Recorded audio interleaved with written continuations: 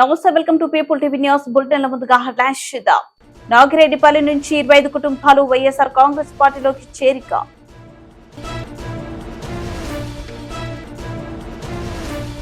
కాంగ్రెస్ ప్రభుత్వం వచ్చి 3 నెలలు గడవక ముందే బీఆర్ఎస్ ఎమ్మెల్యేలను ఇబ్బందులు పెడుతుంది తన్నీరు హరీష్ రావు. దిగజారుడు రాజకీయాలు చేస్తున్న ఎమ్మెల్యే బొల్ల, మాజీ ఎమ్మెల్యే జీవి ఆంజనేయులు.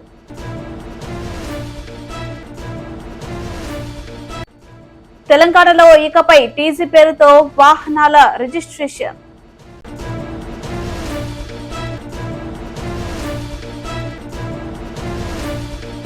వెనుకొండ రూరల్ మండలం బ్రాహ్మణపల్లి పంచాయతీ పరిధిలోని 25 కుటుంబాలు వెనుకొండ శాసనసభ్యులు బొల్ల బ్రహ్మనాయుడు ఆధ్వర్యంలో వైఎస్ఆర్ కాంగ్రెస్ పార్టీలోకి చేరక వారికి పార్టీ కండువ కప్పి పార్టీలోకి ఆహ్వానించిన శాసనసభ్యులు బొల్ల బ్రహ్మనాయుడు. పార్టీలో చేరిన ప్రతి ఒక్కరూ వైఎస్ఆర్ కాంగ్రెస్ పార్టీ కుటుంబ సభ్యులని, వీరికి పార్టీలో తగిన గుర్తింపు, గౌరవం ఉంటుందని తెలిపారు.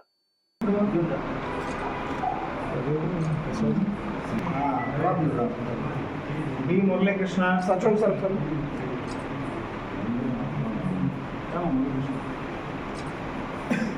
ఈ ప్రభుదాస్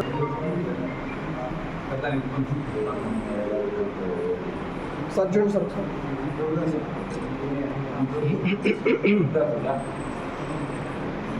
డేవిడ్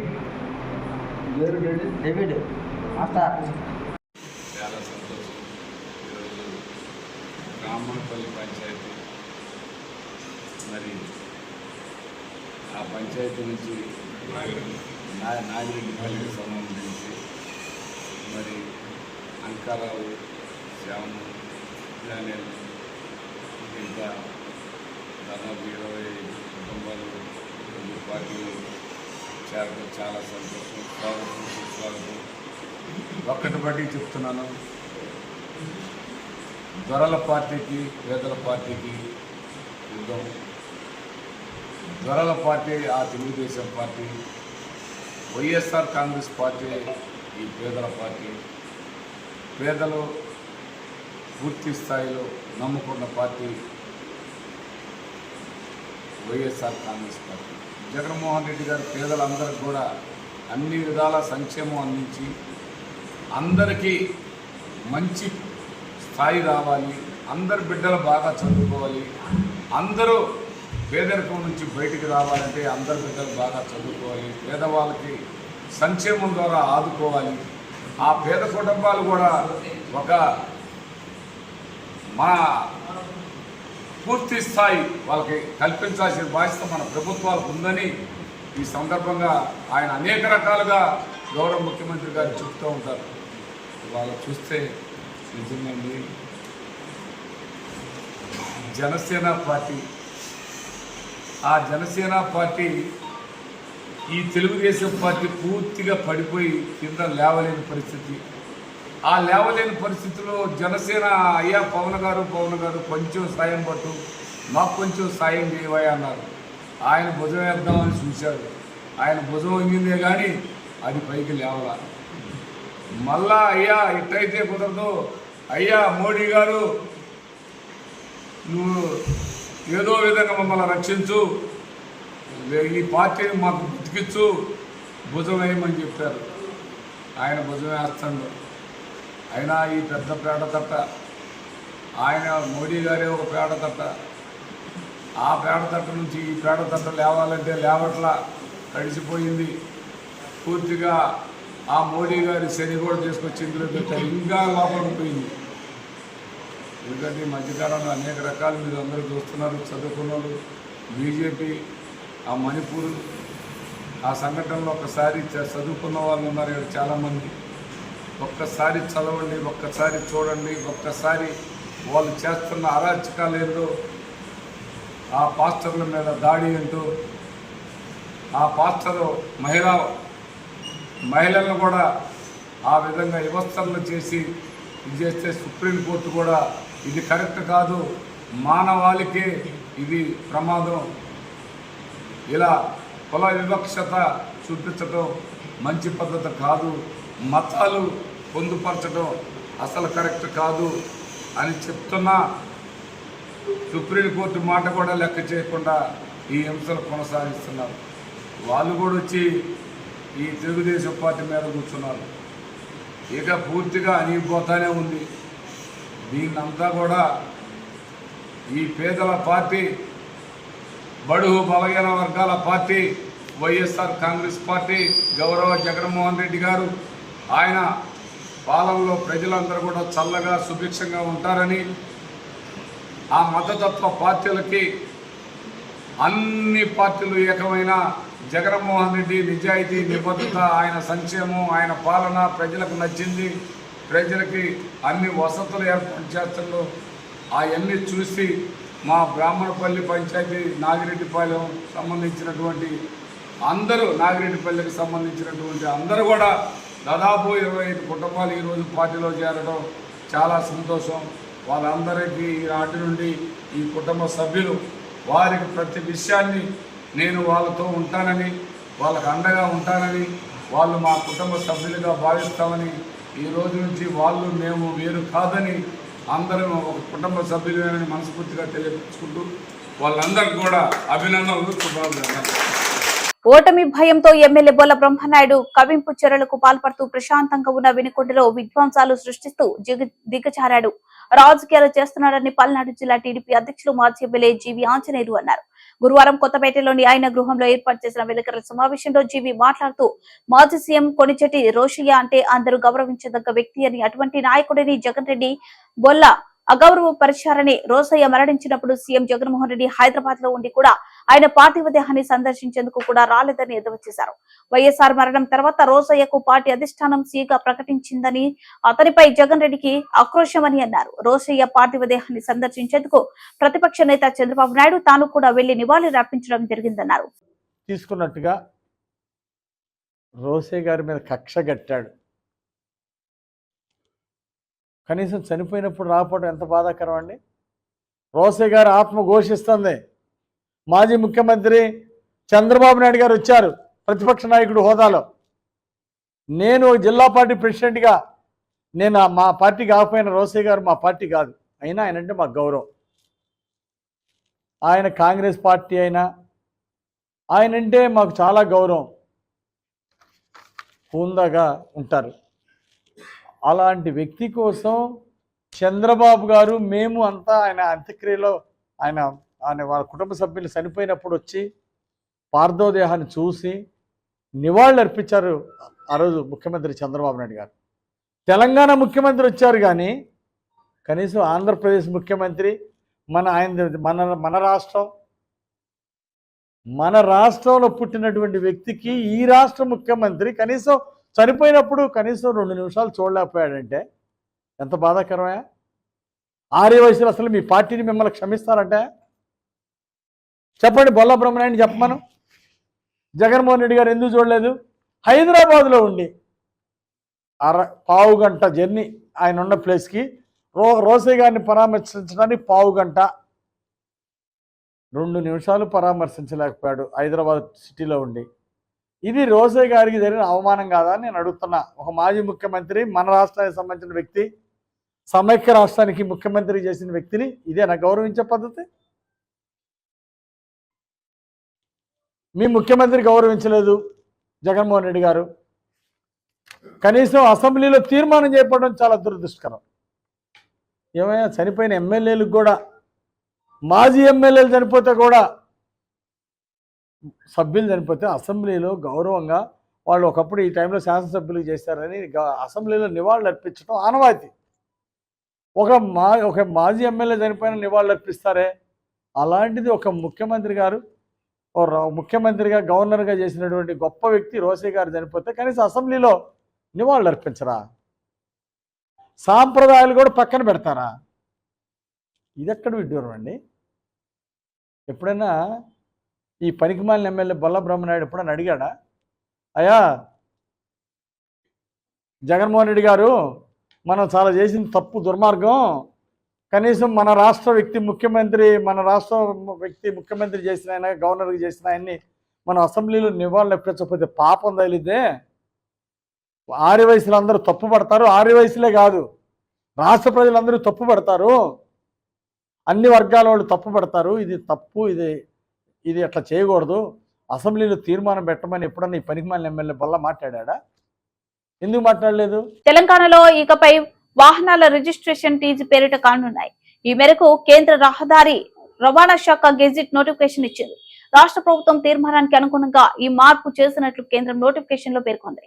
రాష్ట్రంలో వాహనాల రిజిస్ట్రేషన్ మార్క్ ను టీఎస్ నుంచి టీజీకి మారుస్తూ కేంద్ర రహదారి రవాణా శాఖ నోటిఫికేషన్ జారీ చేసింది.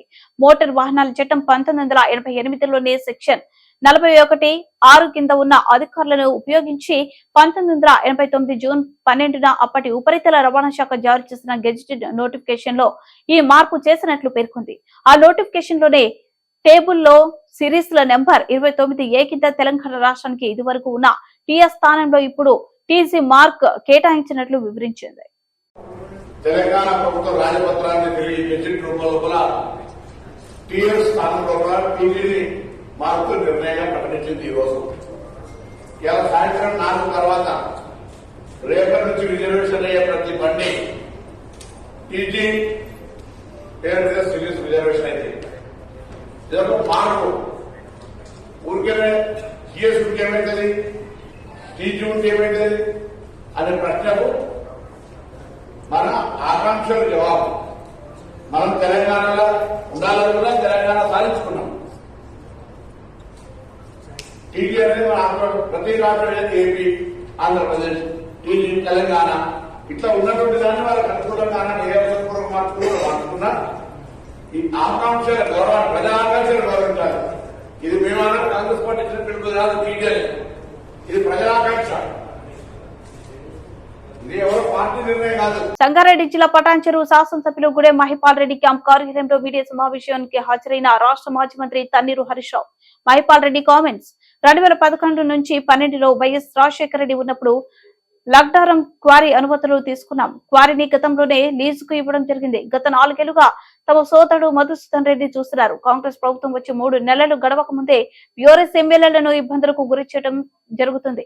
తాము తప్పు చేస్తే పెనాల్టీ వేయండి, నోటీస్ ఇవ్వండి. అంతేకాని దొంగలు లెక్క తెల్లవారుజామున 3 గంటలకు మధుసూదన్ రెడ్డిని అరెస్ట్ చేయడం చట్ట విరుద్ధం. బీఆర్ఎస్ ఎమ్మెల్యేలపై జరుగుతున్న వేధింపులకు ఇది ప్రత్యక్ష నిదర్శనం.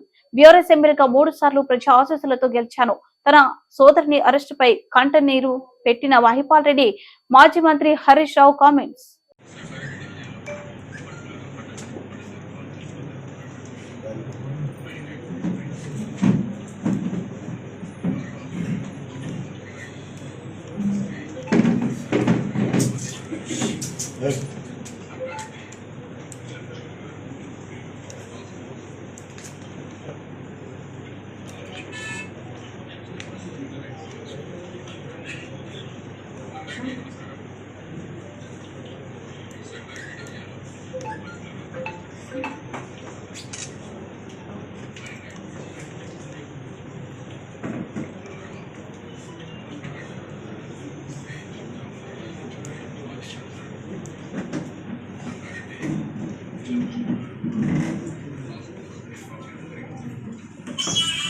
ఇంత స్పష్టంగా ఉంది అందులో ఏమని, ఒక టార్గెటెడ్గా మంత్రి గారి ఆదేశం మేరకు మేము చేస్తున్నాము.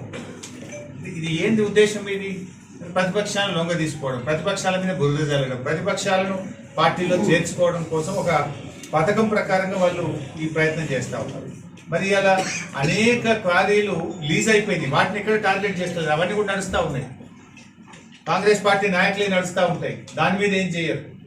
ఇక్కడ ఏ తప్పు లేకపోయినా, అన్ని అనుమతులు ఉన్నా, ఏదో ఒక నెపం పెట్టి ఏదో ఒక తప్పును చిన్నది కూడా వెతికి వరుసగా కేసు మీద కేసు. ఇప్పటికి 3వ కేసు ఇది. 3 ఎఫ్ఐఆర్లు నమోదు చేసింది ఇప్పటికి.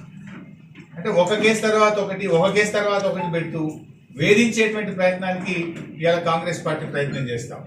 ప్రజా సమస్యలు గాలికి వదిలేసింది. ప్రజా సమస్యలు పట్టించుకోవడం లేదు. ప్రజలకు ఇలా పంటలు ఎండిపోతా ఉన్నాయి రాష్ట్రంలో. దాని గురించి మీకు పట్టించుకునే టైం లేదు. ఇలా తాగునీరు రావడం లేదు. ఆసుపత్రుల్లో సేవలు ఇబ్బందికరం అయిపోయింది. ఇలా ప్రజలు అనేక సమస్యలు ఎదుర్కొంటా ఉన్నారు. మీరు ఇచ్చిన హామీలు 100 రోజులైంది. ఇవాళ హామీలు ఎక్కడ అమలు కాలేదు. మరి ఇంకొక వైపు ఏమో మీరు ఎంతసేపు ప్రతిపక్షాలను వేధించడము, ప్రతిపక్షాలను ఇబ్బంది పెట్టడము, అక్రమ కేసులు పెట్టడము, లీకుల మీద లీకులు ఇచ్చుడు, అన్ని కథనాలు రాయించడము, బురద జల్లే ప్రయత్నం చేస్తూ ఉన్నారు. అసత్యాలు ప్రచారం చేస్తున్నారు, గోబల్స్ ప్రచారం చేస్తున్నారు, దుష్ప్రచారం చేస్తా ఉన్నారు.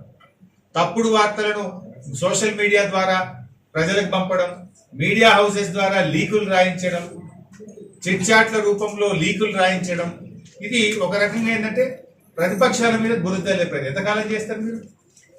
ఎంతకాలం చేస్తారు? అల్టిమేట్ గా న్యాయం గెలుస్తుంది, ధర్మం గెలుస్తుంది. మాకు కూడా న్యాయ వ్యవస్థ మీద సంపూర్ణమైన విశ్వాసం ఉంది. తప్పకుండా న్యాయస్థానానికి వెళ్తాం. మేము చట్ట ప్రకారంగా మేము న్యాయస్థానం ద్వారా తప్పకుండా రిలీఫ్ తెచ్చుకుంటాం. ముందు 4 రోజులు ఇబ్బంది పెట్టలేము, అక్రమ కేసులు పెట్టి 4 రోజులు మమ్మల్ని వేధిస్తలేము. బట్ అంతిమంగా గెలిచేది న్యాయం గెలుస్తుంది, ధర్మమే నిలుస్తుంది. మాకు ఎందుకంటే మేము తప్పు చేయలేదు కనుక, న్యాయం మీద, న్యాయ వ్యవస్థ మీద మాకు విశ్వాసం ఉంది కనుక తప్పకుండా న్యాయ పోరాటం చేస్తాం. మేము న్యాయస్థానం ద్వారా తగిన రిలీఫ్ ను కూడా పొందుతాం. కానీ మీరు చేసేటువంటి కుట్రలను కూడా రేపు ప్రజాక్షేత్రంలో కూడా తీసుకుపోతాం. ఏ రకంగా ఇలా అక్రమంగా మైనింగ్ జిల్లాలో నడుస్తుందో, ఏ రకంగా కాంగ్రెస్ పార్టీ నాయకుల క్వారీలు నడుస్తా ఉన్నాయో, వాటికి అనుమతులు లేకుండా మిగతా క్వారీలు నడిస్తే దాన్ని ముట్టుకోకుండా బీఆర్ఎస్ పార్టీ నాయకులు న్యాయబద్ధంగా ఏదైనా పనిచేస్తే కూడా ఏ రకంగా మీరు అక్రమ కేసులు పెట్టి మమ్మల్ని వేధిస్తున్నారో తప్పకుండా రేపు ప్రజల్లోకి తీసుకెళ్తాం, ప్రజాక్షేత్రంలో వివరిస్తాం. ప్రజాక్షేత్రంలోనే కాంగ్రెస్ పార్టీకి శిక్ష పడే విధంగా చేస్తాం. ఈరోజు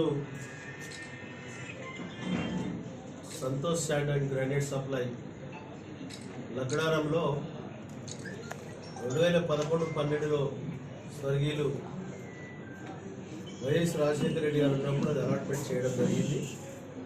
కోరి 2027 వరకు ఆ కోరి మనకు పర్మిషన్ ఉన్నది.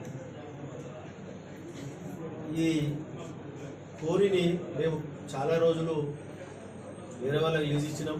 గత 4 సంవత్సరాల సంధి మేము సొంతంగా పెట్టుకుని నడపడం జరుగుతూ ఉన్నాం. మా బాబు మా తమ్ముడు చూస్తూ ఉంటారు.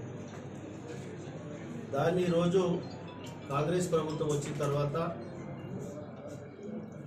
3 నెలలు కాలేదు, ఇంకా 3 నెలలు నిండక ముందే ప్రతి ఒక్కరి మీద హరాస్మెంట్ చేయడము, ఇది సామాన్యుడు బతికే విధానము అందరూ ఆలోచన చేయాలి ఒకసారి.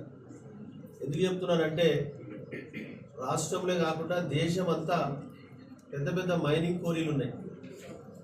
మేము తప్పు చేసినట్టుగా ప్రూఫ్ అయితే పెనాల్టీ వేయండి, నోటీస్ వేయండి, ఎక్స్ట్రా ప్రెషింగ్ చేస్తే. అది రూల్స్ అండ్ రెగ్యులేషన్. దాన్ని మీరు అనవసరమైనటువంటి కేసులు పెట్టి రాత్రి 3 గంటలకు ఒక మర్డరిస్టు, ఒక దొంగను అరెస్ట్ చేయడానికి 100 మంది పోలీసులు, సిఐలు వచ్చి ఇంటి మీద అటాక్ చేయడం జరిగింది శాంతినగర్. ఇదంతా టీఆర్ఎస్ ఎమ్మెల్యేల మీద జరుగుతున్న హరాస్మెంటు. ఈ హరాస్మెంట్ అనేది తగదు. కాంగ్రెస్ బులెటిన్లో short break. Welcome back. Bulletin ముగించే ముందు హెడ్లైన్స్ మరోసారి. ఇవి బులెటిన్ విశేషాలు. మరో బులెటిన్ వల్ల కలుద్దాం. నాగిరెడ్డిపల్లి నుంచి 25 కుటుంబాలు వైఎస్ఆర్ కాంగ్రెస్ పార్టీలోకి చేరిక.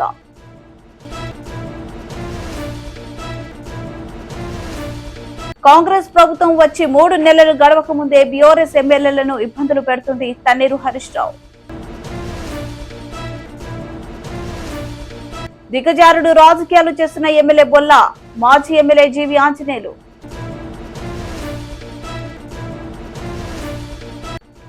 తెలంగాణలో ఇకపై టీజీ పేరుతో వాహనాల రిజిస్ట్రేషన్.